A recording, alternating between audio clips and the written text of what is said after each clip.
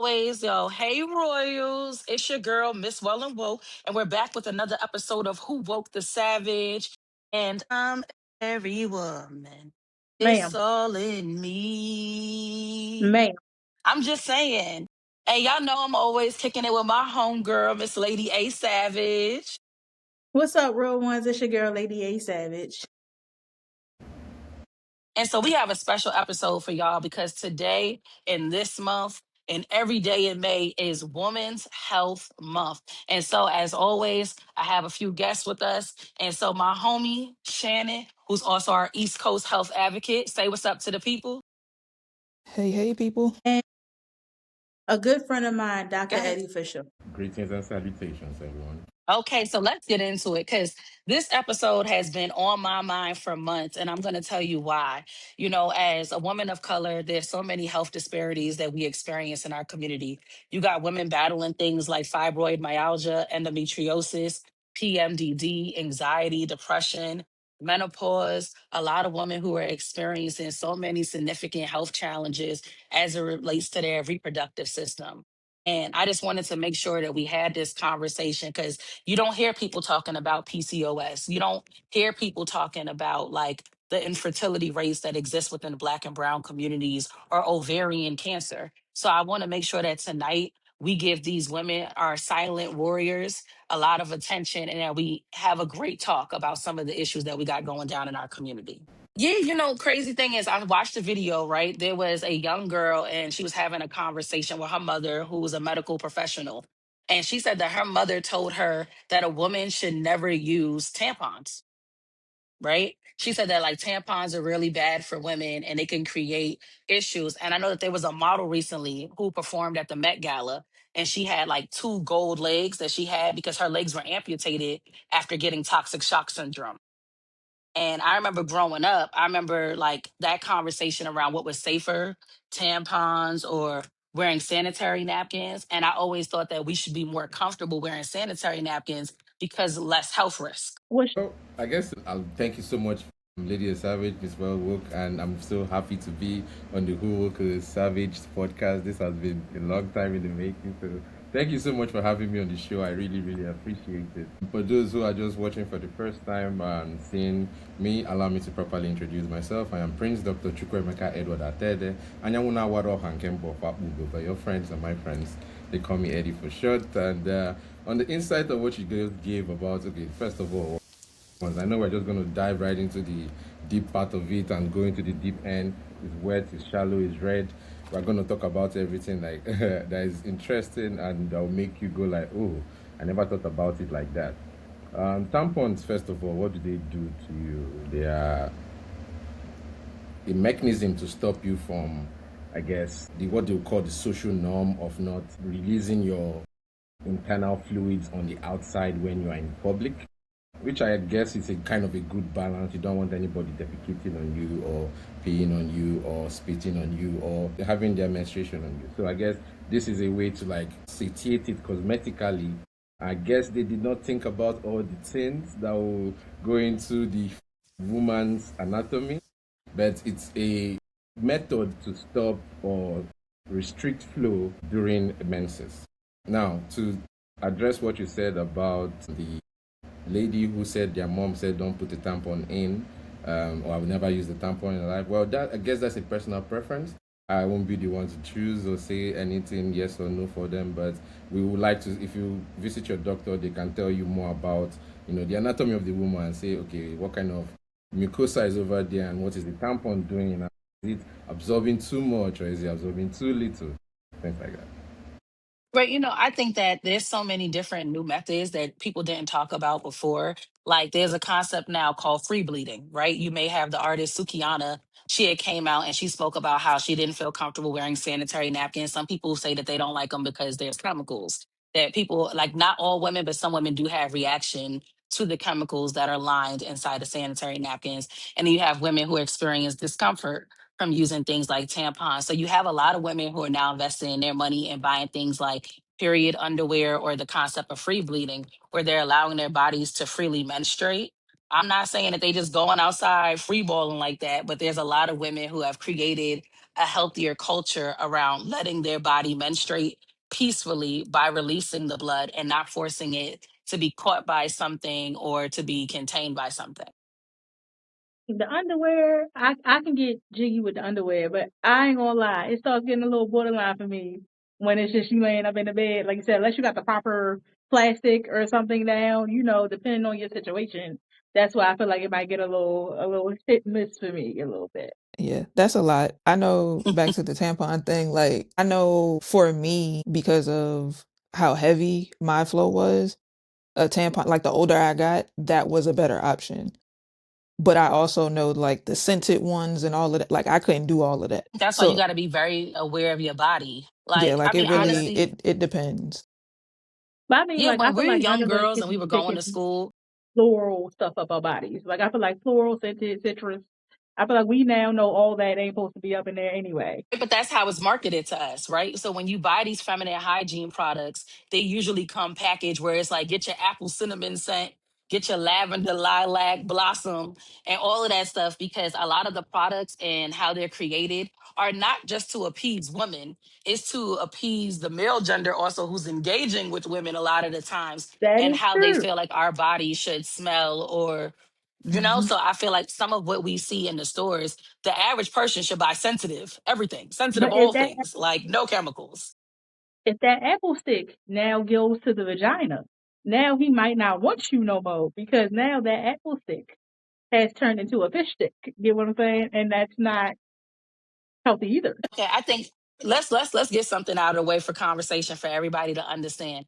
I think that when people refer to the woman's anatomy, specifically the vagina, as having a fish odor, that's usually a determinant that something is wrong. That's some type of bacterial vaginosis. That's some Yes. other like medical condition that could be exhibited, Hmm. right? But on average, every woman has their own As well. pheromone release. Every woman Yes. has their own scent, right? Now, I think that the Hmm. idea that we all say it should smell like coconuts and lavender is crazy, because that's not your natural body's admission, right? We're not trees. I'm not a coconut tree.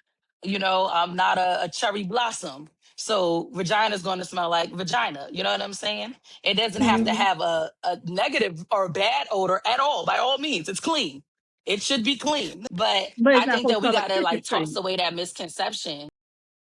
Yeah, because all of those products that women do put in their bodies can create other like health concerns, like an That's how it turns irritation into that I think disease. that we like put to the back burner. That's how it turns into BV. Exactly. I agree. I That's why I said do. we gotta talk to the people real. Now I'm gonna throw y'all something at y'all. Now this is something, Dr. Eddie, you gotta tell me if you agree. I had took a human sexuality course, and I had a professor at the time who advised all women to take a pocket mirror and to give themselves self-examinations. And she basically was saying that all women should be able to look and see if something is different, to examine their own vaginal area the same way they advise us to do self-breast exams at home, to make sure that if there is something that they need to alert the doctor to or have a concern, that they did the proper like assessment. I mean, I just want to know, have you ever advised like one of your patients or a woman that you've worked with the same? Definitely. Thank you for that question. I believe the doctor you're in question that you're talking about made the right decision to inform. But there are patients say, hey, self-examination is probably one of the first steps that will actually help the doctor in the long run. Because I want you to understand, I will show you from different perspective how that is a good idea. From the patient's perspective, yes, you go into the bathroom in the morning, you take the mirror and you observe, and you're like, oh, that's strange. There's a red mark right there. I didn't have that yesterday. I didn't have that last week, and now it's here. I'm like, okay, we take nothing of it. If you notice it again 2 days later and it's a different color, it doesn't look like it's healing. Now, you will start to question, like, okay, is this something that I should go check out? Is it not something I should check out?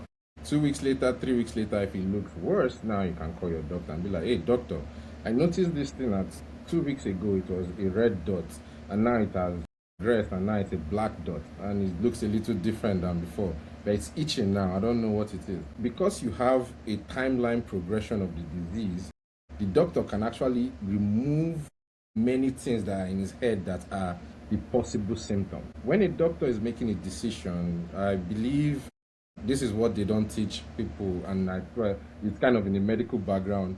There are steps to things to do, right? And say, for example, you've noticed in the morning, I have a headache. The doctor will look at it as, okay, is this a normal baseline for you? Is this how you wake up in the morning? Or is this headache more than normal? And that's why they ask you about the pain scale from a scale of 0 to 10. How painful is it? Because they are trying to find a graph to put you on. That graph will be tailored to your treatment. And that's why doctors ask a lot of questions. It's not like they are trying to fish for answers. No. They are tailoring and using Akem's razor to say, okay, it's not this, it's not that, that's not what is wrong with you, that's not what is wrong with you, this is what's wrong with you. Now, to address the question again, could you give me a question? I know I tailed off a little bit, but give me a question again. No, it's all great information. I guess it just pertains to, like, we were talking about self-examinations, and you gave great insight about why we should take more stock or personal account of our bodies, and how those self-examinations are really going to be helpful to a medical professional in the long run. And I completely agree. Within the mental health profession, what we typically do is we have a rule out factor, right? Because different symptoms can mirror different diagnosis. So it's always good to have a duration of how long has this been progressing for you, so we can rule out whether something is one thing or the other. So I completely, I'm with you, Dr. Eddie. I really do feel like it's beneficial for people to examine their bodies carefully, because if you don't catch it, it's really hard for somebody else just to make an easy or more accurate decision with what's going on with your body. So we can do better about advocating for ourselves by checking. Yes, Shannon, I let me agree. ask you, what do you So, think you wish people understood more about women's health? ooh, as someone who's been through probably about 3 or 4 of the things that Miss Welland Woke mentioned in the beginning in the intro, I wish people understood that, one, we really be in pain. Two, it's not easy identifying the pain that we're in, because a lot of women also don't know enough about their bodies themselves. In that, our bodies do a lot. I don't think people really truly realize or understand how much a woman's body really does on a day-to-day basis, outside of, like, just on its own. Let me tell So you, I feel like those are like a few things that people just don't realize. Like, it's a lot. you're not even lying. I don't know, like, Shannon, Ashley, I don't know if y'all ever peeped this before, right? That they have like pain simulators, right? There's a lot of men who are now using these He menstrual laughing cramp because he pain knows. simulators that they're attaching to their body, He right? laughing because he And they knows. have He like knows. a lot of the time when they let us, don't give me the remote control, because if I got the remote I'm control, gonna I'm crank dialing it. it all the way up. I mean, I didn't know this growing up. Like, some people tell you that you may experience your menstrual cycles similar to the women in your family or your community that you grew up with, right? But that's not a determinant. So I know that for the women in my life, they didn't deal with very like painful menstrual cycles. But I know that Mm. as a kid into adulthood, I always dealt with significant cramping, right? So when I would have friends who would have these little blissful cycles, I was like glad for you. I'm tailing over in pain. And I would meet certain women along the way with, like, girl, like, I'm experiencing what you're experiencing. I'm clutching, I'm squeezing, I'm grabbing. Mhm. And then significantly, I didn't know why I had something different than my sisters. I have 3 older sisters. I didn't hear that they were experiencing during their cycles. So I feel like if I knew what I know now about the different experiences that my body would have into adulthood, I wish that, like, the conversation was broader as a preteen, I would say, to really, really talk to medical professionals and talk to my family about why am I experiencing some of these challenges. And I'll say this too, hormonally, I used to be a raging nightmare. And I think that for young girls, sometimes in the education system, we're labeled a certain type of aggressive. And when you really pay attention, you never know if a young girl is going through hormonal shifts or challenges that also impact her mood and her projection of that mood based on some of these things too. So we're not considering things like possible PMDD, like premenstrual dysphoric disorder, that could also have a significant challenge on like how someone communicates during the time of their cycle and at least a week prior. I am kind of glad that they I agree started with that little that. So challenge Yeah. though, because I feel like Shannon said, it gives men to see a little bit of the pain, just a little bit. Because I seen a girl who did one, and he was bent over, hunched up, And then she puts it on her to the same max he had it on. She said, "Oh, this is actually comfortable. Like, this is what you was crying about? This is what you was over here bawling on the floor about? This is low key soothing. Like, compared to I'm what I go through." CC, like Dr. Eddie, I know you on your own for the fellas right now, but I gotta say this, right? Every man that I seen take that little challenge, they was going out like some punks. By They was number going out like some three, Okay. punks, bruh. they hunched over, The way I Number three, they was begging holding for stomach. life. Like I'm just saying, like they was going out like some suckers. Like, and we got to deal with these challenges on a regular basis. That's all I'm regular trying to say. basis. I'm going to use that as the defense for us on a regular basis. That means you are trained for this, correct? The same way a soldier, the same way a soldier go to boot camp, right? You guys are trained for this. You don't just tell a newbie and say, here is an AK-47 going to war and take down 17 people. He's not going to do that, right? But the Navy SEAL will be able to run into the place and get it done, kind of question, right? The same way for us. That's like saying, hey, use your pinky finger and carry your luggage the entire trip of when you're going to Jamaica. You understand? That's not going to work. You I won't be get able you on to. that one. I get you. I mean, but you know what? That's why we got to call it out. Like our bodies may be trained, but I think that we don't get a lot of information as one would expect about some No. of the things that our bodies can experience. I think that if we're looking at like a Eurocentric way of looking at medicine, if we're looking at Western medicine, like how people in different cultures even discuss about menstrual cycles or women's health is taboo, right? Like nobody wants to talk about I've met people who said like culturally like that when during the times of menstruation they weren't allowed to have men in the home, like men weren't able to exist in the home during those times because they felt like it was something that a woman should deal with almost in like isolation away from other people in the community. So thinking about women that I've met who've had that experience and then navigating challenges as young person and a teenager trying to find the right products, the right stuff, it ain't easy. Like, so I feel like I'm glad they starting to get these young dudes some of this information now because that wasn't around I when we agree, No, were it's and not. growing I up. sorry, my dear. Answer the last question as well. I sorry I bit again. I like to make jokes, but in all seriousness, right? What is going on medically speaking in that moment, right? Is you have these muscle contractions that are happening. Our abs are used to doing push-ups and sit-ups. They're not used to those kind of contractions, and it's coming from all sides. So that's why men keel over and they're in crying and in pain. Not that we cannot deal with pain like you do. No, it's because of your body's conditioned to a certain type of pain. Over time, you build tolerance towards it because you are a human being. You obey Mr. Niger DCA. The A in Mr. Niger DCA is adaptation. You are adapting to your listening. So after a while, your muscles get a little stronger, your abs get a little stronger, and the pain is a little bit more tolerable. Medically speaking, in that moment when you say that, why are we killing over in pain? Please carry on.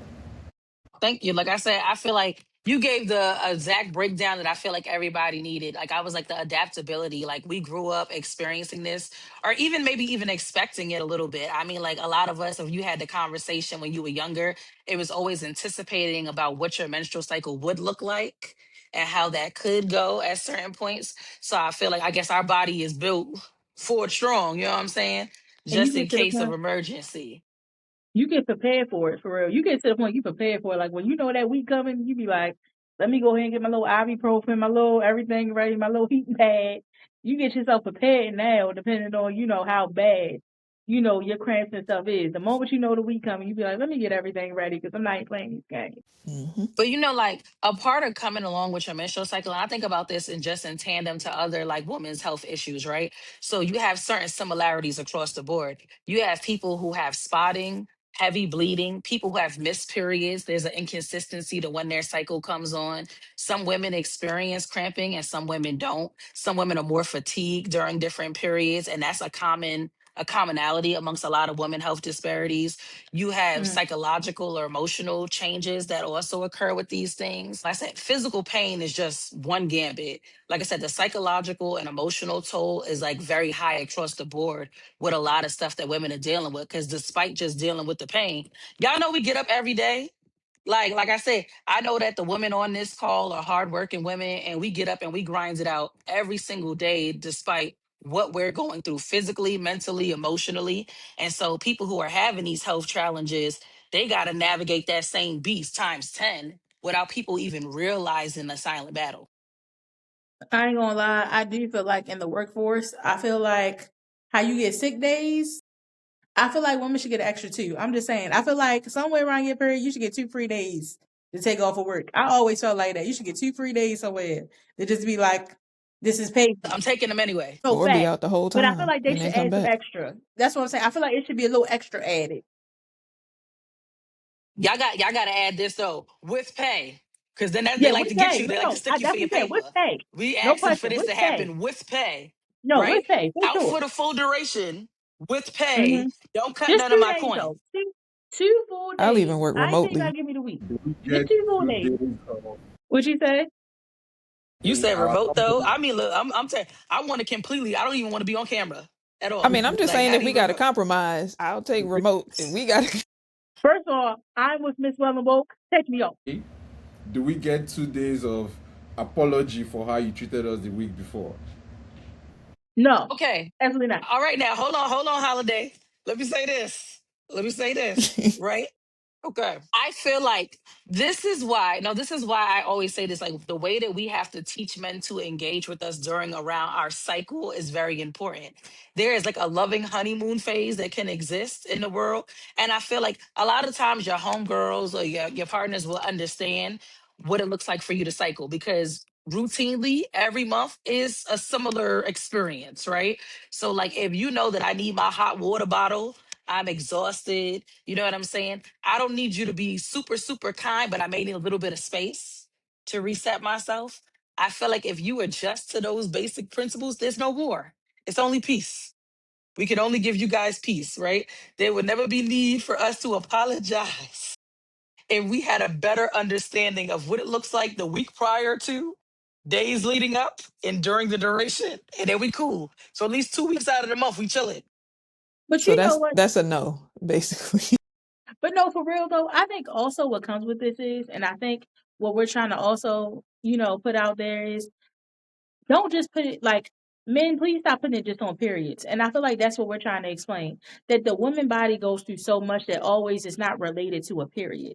It's not always like, oh, it's a bad week, it's a bad day, it's a bad this, it must be your period. Some of us are fighting way more than that. It's so much more going on in our body that has my period is 2 weeks from now. You so wrong about this. It's a whole nother hormone situation that's going on. And I think that's what also as women we will like the opposite sex to understand too. I mean, like, yo, you just brought up a great point. Like, I think about women who have fibromyalgia, right? And so there are women who have like watermelon size fibroids existing inside of their body, sometimes multiple, in fact, right? And that could also like impact a woman's like physical presentation out in the world. So you'll have men who can comment on a woman's physicality, not knowing that there's something sitting in her body that's like a 10-pound boulder that needs to be extracted for better comfort for that woman. So I think that a lot of the times, like how we see people like judge a lot of Black and brown women in the community is based off of things that are unseen.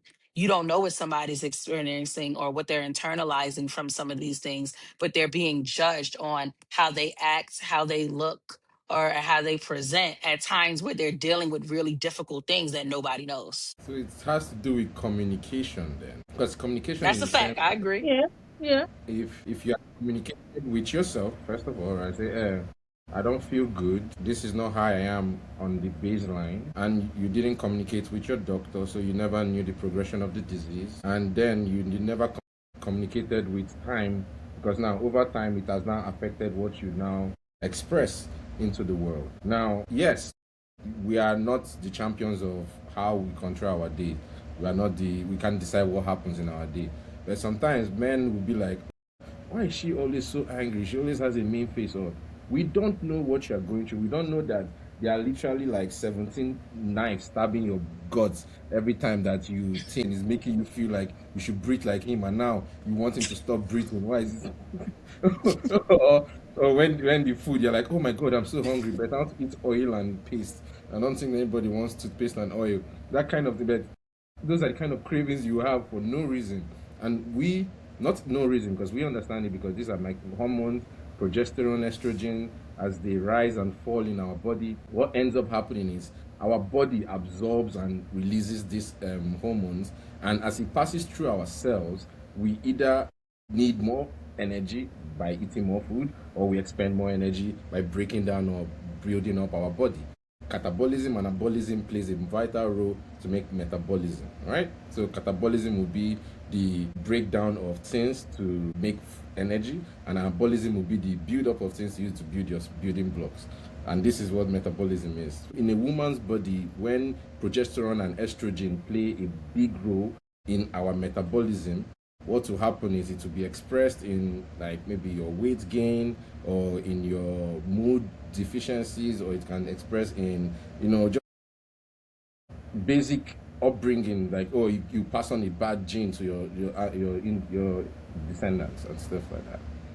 I think The that that's knowledge. something that when we take a look at, like, I think that when we look at history, right, and I always just highlight this, that there's so many conditions that exist now that weren't around years ago, right? So, like, I don't remember hearing endometriosis when I was a young kid, right?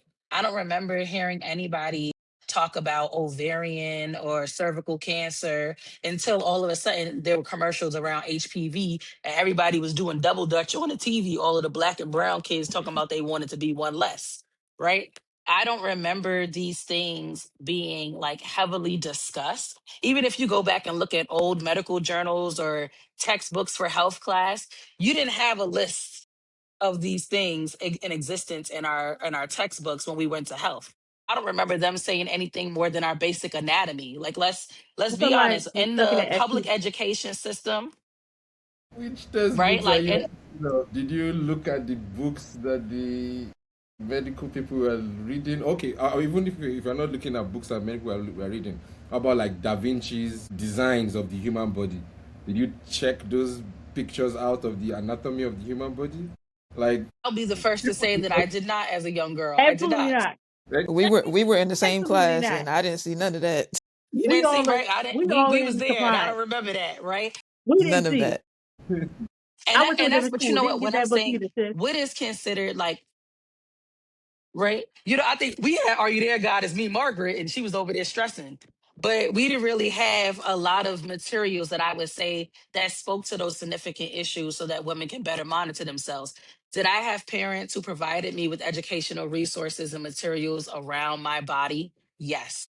Did it list all the things that I could experience between age 11, age 30 something? It did not, right? There was a lot of generalizations to be made. I mean, one of the worst things that I think that became invented is that everybody goes on WebMD and diagnoses themselves, right? So many people read the symptoms like, I'm not a medical professional. I stick to my craft. What I know about mental health is because I've read and I study, but what I don't know about medical health, I haven't, you know, read all of the materials. But when I go to a professional, I'm hoping that as a young girl, when we go to the doctor and we ask these questions, that they give us all of the tools and information, what we should read, what we should look up, what we should examine. And I don't feel like that happened in medical spaces, nor did it happen in educational spaces. I also feel like now, lack because of. we have social media, I feel like social media is what's bringing a lot of awareness now that we didn't get back then. We weren't as heavy on social media back then as we are now. And now you have people that talk about, like you said, HPV and all these different things that are happening to them and are telling their stories and are telling, what's going on with them. We didn't have that before. So I feel like now, as a younger, girl coming up to womanhood, you can see people talk about these stories. So if you were to see something that seems off, that seems weird, then you're like, hey, you know what? Let me go check about this because I seen about this XYZ. Like you said, we were in school. I feel like the most I was hearing was, like I said, STDs or STI. Go get checked because you want to make sure maybe cancer, stuff like that. But as far as like all the realms of how it breaks down now, no, they were not explaining all that back in school. Where now I feel like people are more prone to it and No, see it. People talk about it more. back in And the I feel like social media 1940s, helps you. About It that. also Oh, helps you feel like you're not crazy. Because if you the only person going through it, like if your friends aren't going through mhm. it, or if you never seen like women in your family go through it, you really don't know like why you're feeling the way you're feeling, where you may get it from. People also don't understand how genetics work and DNA. It doesn't necessarily have to be somebody like your mom or your grandmother. It could have been your great great grandmother. Like, you just so happen to get that gene. But social media, like, the people, your inner circle may not be going through it, but the person in Delaware may be going through it. You just, obviously you don't know, but now it helps you, like, it brings more awareness to everything and everybody feels seen. It does. I think what you said is dope because like people don't consider that you have two sets of parents, right? You got your mother's genes, you got your father's genes that impact. And a lot of times that people don't ask questions like what runs in your family. It's not just important enough to know if your mother or grandmother had breast cancer, but you want to know like the history of your father's side of the family and what some of those women experienced. When we're talking about like historical attributes, it wasn't always common for the men to know a large amount of information about the women in their family and what they experience. But then they get older and they have daughters, right? And let's say if you're a man who has daughters, it's important for you to have certain questions or at least have certain awareness because you never know what you could be passing down genetically to your children in the future. Like I'll say this, back in the day, women who were dealing with what they used to call downers in the 90s is now what you're calling postpartum depression, right? So it wasn't looked at that way back in the 1940s. Women's had the SADS. They just didn't feel well, not really relating to the fact that they just had a hormone or a chemical shift after giving birth that is impacting a lot of their functioning and how they interact. So like it does help to know what different experiences look like within your family timeline and how they went through it. It may not be the same, but it does give more insight. But I also think men don't realize that they even carry those genes. Like, a lot of men feel like because they're a male, they don't realize that they still carry their mom's genes. So they don't realize, in a sense, that like they can give this to their daughter, because for them it's like, well, I'm a guy, like, how would she get that? Or how would, like, they don't really realize that completely. So they are shocked when Oh, something pops up, or, like, they don't really realize that they're carrying all of their parents' genes. I think before you get married to someone, and this could be me personally, I think that these conversations have to be had, right? Like what's significant, what runs in your family, whether it's medically, mental health related, just get a better sense of people because there's, like I grew up and I always have this conversation with people. Like I grew up having a sickle cell trait. For example, a lot of people of color more often experience like sickle cell anemia as a diagnosis, right?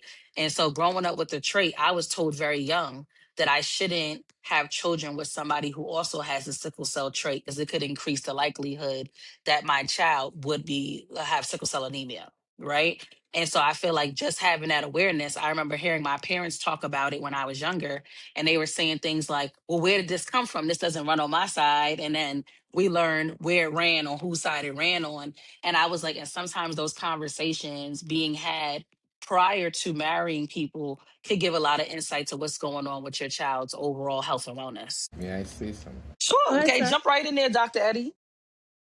Yes, I wanted to write this real quick so I don't forget it because of you made a very good point there. I think I can boil it down because the question you asked was why is it that there are diseases that are rampant now that were not there when you were a kid, the endometriosis, you name, fibroids, postpartum diseases now, before downers now, postpartum disease.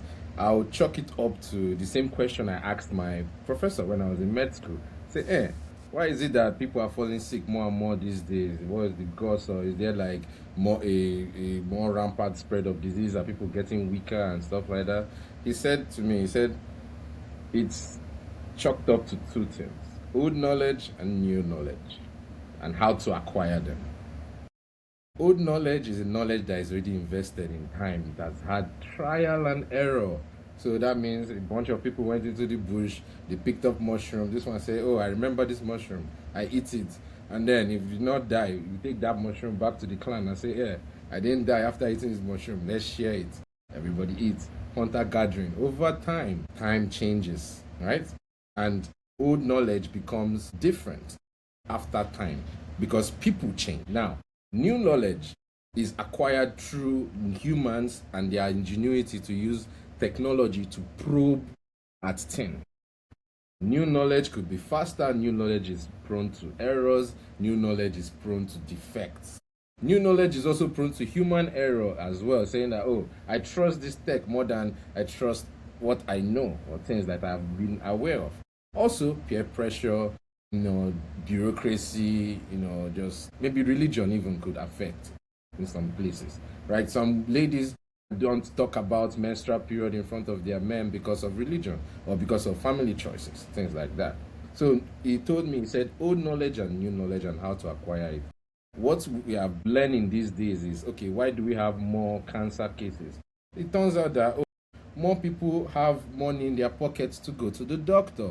All time, they are not running from war, they are not dying from starvation, they are not running from famine, they are not being pillaged or they are not being conquered by another kingdom.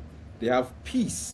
Peace has allowed us to explore more inwards than outwards, and that's shown us that we are weaker than we used to think. Back in the day, they'll say, oh, my father used to lift 17 bags of yam to the farm. Yes, but turns out that 8 years later, he's hunched back. The body will change over time. And so we also say our way to get knowledge has also changed recently. Very recently, you say social media. Yes, social media allows you to get a lot of information very quickly into your head, and then you spit it out. Oh, I know this happened, this is what happened, I read this, but you never did the test or the experiment, right? I'll cite these experiments which people look at as a terrible thing, which it's absolutely deplorable. But if that didn't happen, we wouldn't know better about today.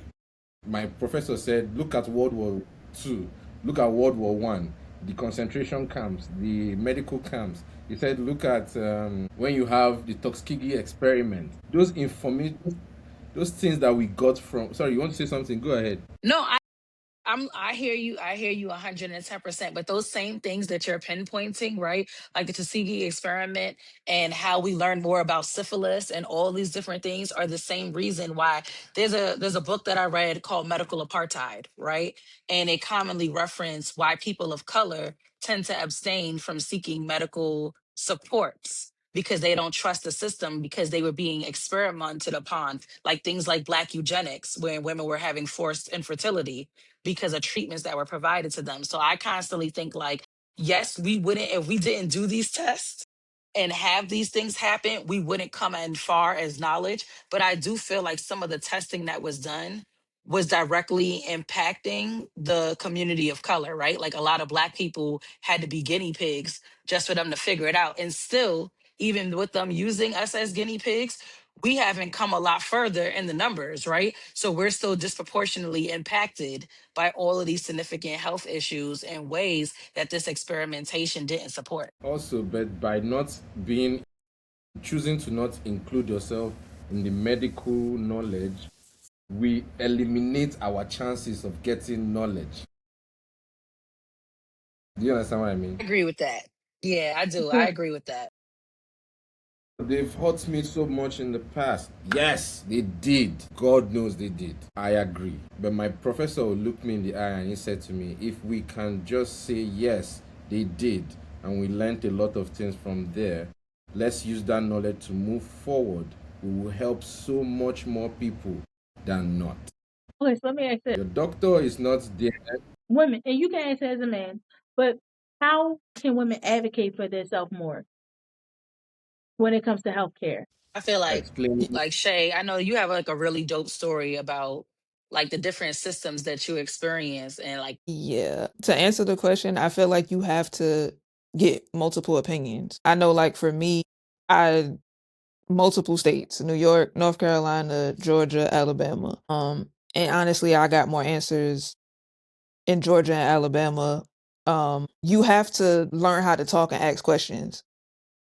Like, if you don't speak up for yourself, if you know you're feeling something and a doctor's telling you, like, no, you can't be experiencing that, go to somebody else. Because nobody can really tell you how you feel. So you have to get multiple opinions. Like, it's really, really important. Because if not, you start to believe, like, oh, well, maybe I am like exaggerating or it's not that serious. And then you don't take your health as serious and it could turn out to be something life threatening or, like you don't know what you have. But you do have to speak up for yourself, but also educating yourself on what you may have helps you ask the right questions. So, like, if you just going in there, I'm in pain, like, that's not, you got to know how long you've been in pain. You have to know the level of your pain. Is it sharp pain? Is it a achy pain? Like you have to know certain things, but if you don't educate yourself, you can't really explain what you're feeling. And I feel like in comparison, I know that we talk about the medical system in New York and how it exists. Some people would say that going to the doctor in New York is one of the best places to receive medical care. There's a lot of diversity. We have doctors internationally coming from every part of the world who have vast knowledge in different areas of treatment. So people always say if you're looking to find a really good medical professional, head to New York. At the same time, if I consider this to be one of the best systems, there's been times when it's been a little weary for me where I feel like, are we getting the best quality of care that we should? Thinking about it from being a child to being an adult. And then when I went down to Baltimore, and I'll tell you, I'm not gonna lie, I had a horror story. I had like a misdiagnosis when I was out in Baltimore, and then everybody told me it wasn't because of like just it was where I went, opposed to like there Where was did different you parts of go? the city or different parts around where the care was better. I went to Good Samaritan and they almost killed me. So that explains it. All What right. And happened? I should have went to What Hopkins. happened to you? Let's understand what happened to you. I think if there's any time to explain what happened to you, that would be best. And maybe, just maybe, we can have a better understanding of what happened. Like I'll say it to you like this. I was told like many years ago I was feeling sick. I had like a lot of I felt like almost flu-like symptoms, a lot of like harshness in my throat, a strain, soreness, all of that good stuff. Now I knew as a kid that I had experienced strep. I was like, I've had strep throat in the past multiple times as a child. So naturally, I felt like that's what it was. But this time it was like 10 times worse. So at the time, I go into the doctor, they're trying to find out different things. They were like, well, you know what? You're in Maryland and it could be one or two things. Now, one doctor goes, it could be tonsillitis. I said, okay, that's a fair assessment, being that I've had a history of having upper respiratory infections, right? Then there's another doctor that goes, or you could just be having a reaction to, like maybe you were bit by a tick. Maybe you're having some form of asthma because it's constricting your breathing, right? So they're giving me different things. Now, one doctor, they come in, they assume that it could be Lyme disease. They want to give me a certain type of medication to treat it or whatever the case is.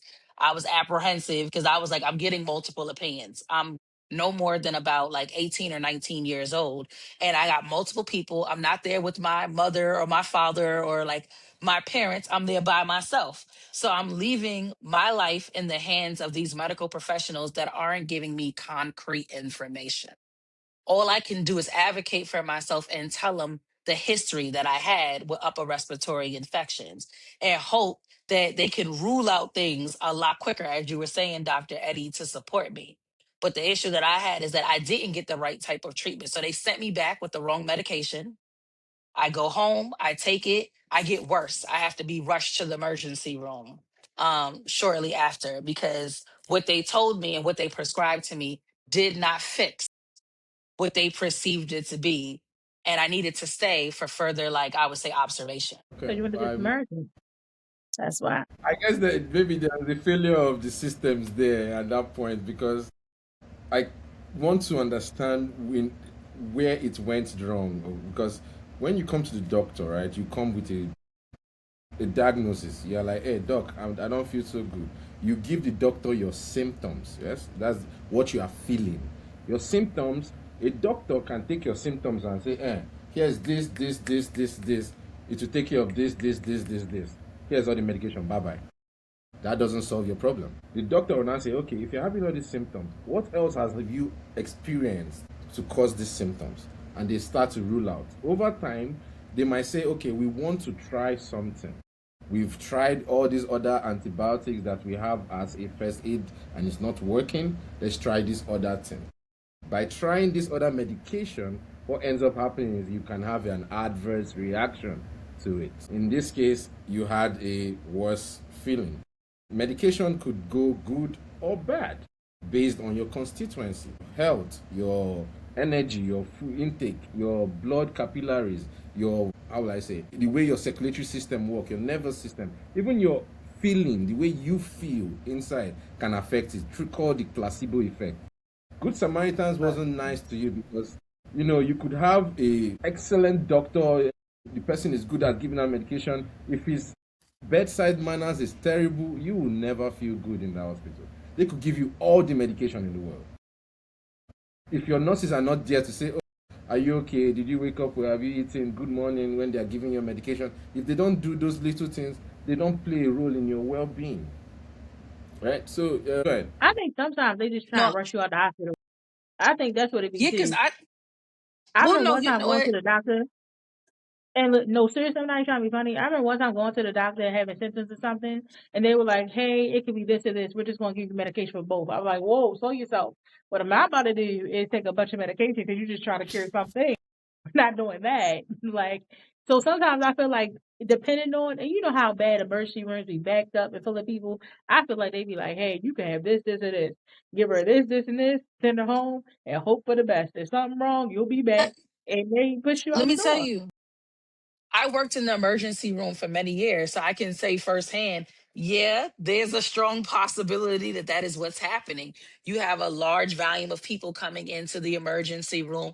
They are trying to triage and treat everybody. So some assessments are made Doctor. quicker and certain things require more care. There's plenty of times that I've evaluated people who have come into the hospital, and I worked in a psychiatric emergency room, but I always preface it by saying you have to rule out certain medical concerns. People will come from the medical side of the hospital, say, "Hey, I think something's going on with my head. I'm feeling this, that, and the third." And then they get sent to our side. "Oh, well, that person's probably having hallucinations. Is he seeing things?" Or this person could be dealing with a tumor that's pressing on a certain part of their brain and it's creating a different like optical view lens for them, and that's why they're reporting their symptoms. So I would say yes, a lot of times when you go into a medical facility, if it's not your primary care physician who has the set amount of time to be able to provide you with information and instruction and a wellness plan, the people in the ER are just trying to help everybody as best But as they can sometimes, help everybody. even because I'll say one of the times it can happen, and as women of color, Black women, we know childbirth. Childbirth, you will be sitting there and be about to die on the table because you have expressed something isn't right. I don't feel good. I delivered this baby. This hurts. That hurts. Or before you delivered, or after, doesn't matter. You're expressing all this pain. Oh, that just comes with this, that just comes with that, until you go into shock, until you start hemorrhaging. So something happens and you are about to damn near die after you done had birth and you've been expressing all these things, trying to advocate for yourself. I know somebody who Let, legitly, when they had a baby, they took a Caucasian with them because they was like, if something happens, I need you to use your whole voice because they're going to listen to you, and they're going to listen to you, and they're going to sit up here and get me the help I need because they see you with me. I'm gonna be like so for real about that. Like you have a lot of women who experience preeclampsia, like blood pressure spiking during the time of birth, and that creates another safety concern. And when women are starting to say that they don't feel well in the process of giving birth, a lot of times it's because people feel like people of color, not just Black women, but people of color in general, have a higher pain tolerance. We all know that that's BS. We can no longer we can't face a bullet, frying pan, or childbirth at any different experience than any other human being. We bleed like everybody else. But honestly, that's a lot of how the perception is set up, that we have tougher skin, that we're able to endure these things. And so a lot of times our voices are muted, right? We're not being paid attention to in the same amount, whereas some of our counterparts, they're believed when they say that they're experiencing some form of pain or trauma prior to having birth. So it is unfortunate, but it's not just seen, like you said, when a woman is having a baby. It's seen throughout the time that we go in, whether we break a bone, we go in with a stomach ache or a headache. A lot of the times people feel like Black women, specific, just being specific to Black women or even Black men, can deal with those things a lot better than everybody else. Facts. You also have to get, and it takes, you may get lucky or it may take a while, but you also have to find a doctor that actually cares.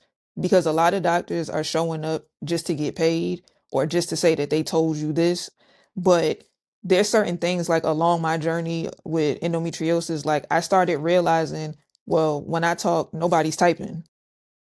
I just told you a whole bunch. Why is nobody like, how are you going to tell me something back and you don't even know what I just said? But you really have to, because if you don't find a doctor that cares, you're not going to feel seen.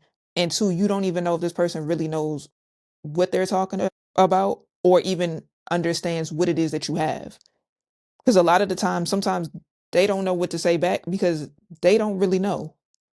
Well, that's And because you I'd know what, rather there's you a say that you difference. don't know and bring somebody in that does know. Because you have generalists and you have specialists. And I think oftentimes we confuse that when we go and we seek medical treatment, right? Now, if I go to somebody and this is a ENT, right? I'm like, your specialty is that ears, that nose, and that throat, right? But I'm going to you about significant abdominal pains that could relate to, like, like I said, anything that has to do with like ovaries or like my overall reproductive health system. And you may need to send me to somebody else. I may need to go talk to an OBGYN. I may need to go see an endocrinologist. I may need to see somebody who is more versed, like a specialist. Do you often get those recommendations? No. What I found a lot of women have to do, and especially a lot of people of color, you almost have to ask her what you want. And that comes through conversations. Like you said, social media would tell another person, like, even just from knowing, my friend over here, like there's certain questions that I was more inclined to ask when I would go seek out medical attention because we had conversations about it. So I could advocate and say, run this test for me. Could you look into that? Because I feel like I've been experiencing ABC. But and I've learned this from some medical professionals, I won't run it unless you ask because labs cost money. Labs cost That's true. money. So I'm not going to run that metabolic panel the way that I need to give you all of the different information. I'm just going to do, like I said, the basics. I'm going to give you the basics, but I'm not going to test for everything unless I feel like it's warranted. And some things you have to insist and ask. And your health insurance plays a It part in falls that too. back to I say, money yeah, my again. money don't run the damn test. I mean, Money and time. It falls back to it again. If you remember, there's a whole amount of people that are sick, right? As you said, they're coming into the hospital. And there's a limited amount of doctors, right? There are people that can assist this amount of people. And then they have to get you who is in the hospital well quick enough to help the next person, right? So all these factors play a role. A doctor will say, "Oh, here is this medication," but then they have to also think, "Oh, can you afford it? Will your insurance pay for it? Oh, will it also clash? First of all, will it even clash with your other medications that you are taking?" And then be sure that you don't have an adverse reaction to it specifically for you. Why doctors ask all those questions is to try to get as much information from you as you can physically give them. I'll give you this example so you understand how the analogy works. You are thinking 1,000 things, you can only say 100 things. Do you understand what I mean? Right? Yes. So when you're saying those things, you're only giving the doctor 100. He is at that point thinking 1,000 things, but your 100 will help him eliminate so much of those thousands. So you telling him and he's not writing anything down, at that moment you're even giving him help. At that point, you are helping him to okay, it's not this, it's not this, it's not this, it's not this. Oh, okay, now it's a clearer picture because I'm eliminating what is blocking my view of what is wrong with you. In some cases where overdose is done in the hospital, it could be, or maybe saying, "Oh, I'm in pain, I'm in pain, I'm in pain," and the doctor say, "Oh, okay, you're in pain. Here's a lot more medication." Now the doctor is in trouble for malpractice. You gave the medication that is higher than the regular dose of what he's supposed to receive. The doctor doesn't want to lose his job. He has a lot of other people to take care of, not just you. But then he has to also care for you as much as he can. But he cannot risk his job because there are other people that he also wants to care for.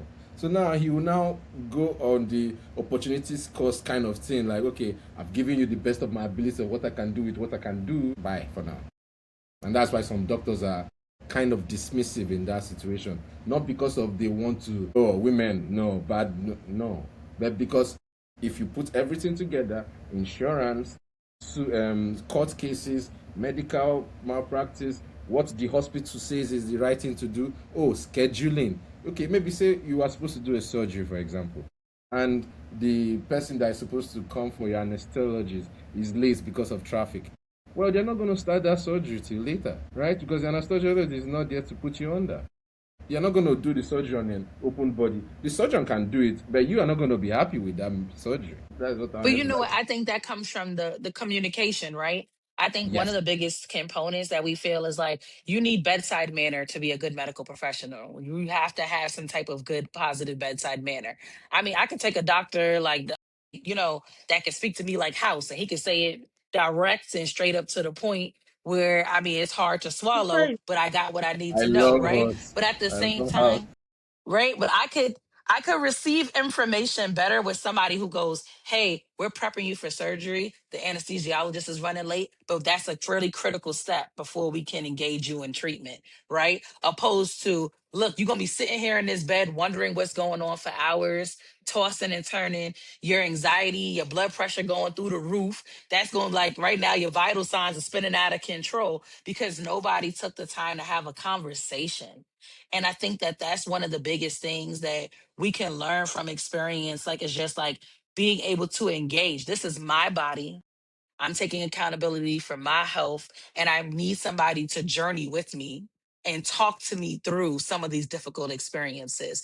And I know that every professional doesn't have the time. There's times where I found myself giving it 5 minutes opposed to an hour. But I know that the time that I took with a consideration, or even saying, I'm going to circle back. I haven't forgotten you. I remember what you said during the last visit. I did take a note. There's something that we used to do in our electronic medical records.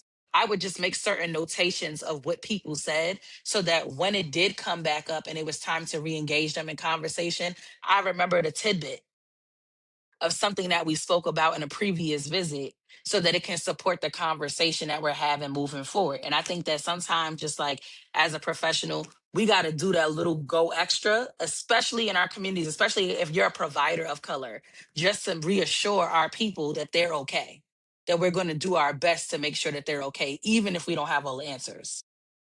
Sure. Well, I would like to say we've been rolling with this, but for y'all that may be new here, different things, it's savage question time. Savage question time. Hey, hey, hey, So let's go. anybody I, can answer, whenever y'all want. But somebody did DM me a question, and the question was, if your body had 60 seconds to call you out, what would it say? ladies first. I'll say this. I I can said, speak to my current, right? mhm. Continue to feed yourself green vegetables and fruits. That's one. You deserve more sleep. Stop playing. And if number three was anything, I'm at a place where I love to engage in physical fitness. My body would say, you can take more, lift harder. Your body is Okay, getting to a point where you can do better. So that would be the three things that it's saying to me right now. Eat right, get your sleep, and keep putting in the work. that's your 60 seconds. That's what your body got you. That's okay. That's All my right. TED talk. Okay. Who's next? Honestly, in full transparency, I think my body would say thank you. It took me 20 years with endometriosis to even it took me 18 to get a diagnosis. And then I still had another 2-year battle, and ended up getting a hysterectomy last June. So I honestly think after that long of a battle and unanswered questions, not knowing or going through all of these doctors, different ultrasounds, and it could be this, it might be this, and all of that. I honestly truly think my body would just say thank you. Bless up. What you got, Dr. Eddie, for sure? What your body gonna say? Well, thank you so much for this opportunity. It's a good question. I think it will be like a TED talk. They'll have three prominent people speaking. One will be my brain, one will be my heart, and the other will be my nuts. Brain will be like, bro, you're not even doing enough. I can do so much. Come on, let me go. Let me get some more information. And you'll be like shouting on top of the stage. The heart will be there going like, set your heart ablaze. Let's go, let's go. And my nut will be like, no, okay, 60 seconds is not honesty. My body will say, I can do so much. You've been through so much, but there's still so much more you can do. Facts. I hear that. I know for me, I feel like mine is gonna be like sit your ass down. Like sometimes sit your ass down. Take take your vitamins because we talk about this. Take your vitamins. Take your vitamins. And just be productive, but don't overextend yourself. I feel like sometimes my body overextends, and I feel like sometimes we have to tell ourselves still be productive, but don't overextend. Don't feel like you have to do everything. Don't feel like you have to be Superwoman, Superman all the time, and do enough that you're not just being lazy, but just don't over. I think That's that's like good. the moral of the story is make sure that you're checking on your personal health and wellness, whether it's your physical, your mental, your emotional state. Like you got to be able to check in with yourself. No one can help you unless you also attest to like paying attention to everything that's happening, not only internally, externally, because we need you to be a better advocate for yourselves in all of these spaces to get the help that you deserve. I'm so happy that we all got together. I just want to say a special thank you. Thank you, Dr. Eddie. Thank you, Thank Shannon. you. You know what I'm saying? As always, we appreciate y'all for coming through. This is a conversation that I feel like it helps so many people have a better understanding. I agree. I do want to Definitely. say that I didn't get the chance to explain all these terms like endometriosis, the fibroid, because more like a visual learner. I like to draw. I would like to have more time to sit down and be like, maybe without a tie this time, I'll sit down and draw and show like, okay, this And is hook us what's up with a going little on. medical glossary. We're going to have it coming down the screen. We're going to have the medical glossary terms coming down.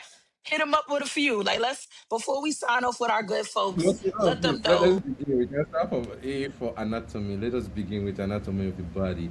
As your body is a beautiful entity, a machine that is built up of biological mechanism. There are mitochondria and algae and Golgi apparatus and ribosomes and nucleuses and things like that. And your body is just chock full of all these beautiful, beautiful things that make you run and keep going. The digestive system and your respiratory system work hand in hand to keep you functioning.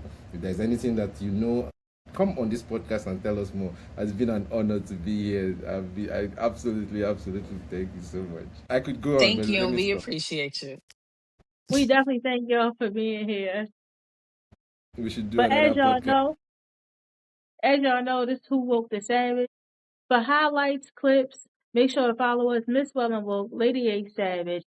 For when the episode drops, please go on YouTube, LadyASavage, Miss Well and Woke.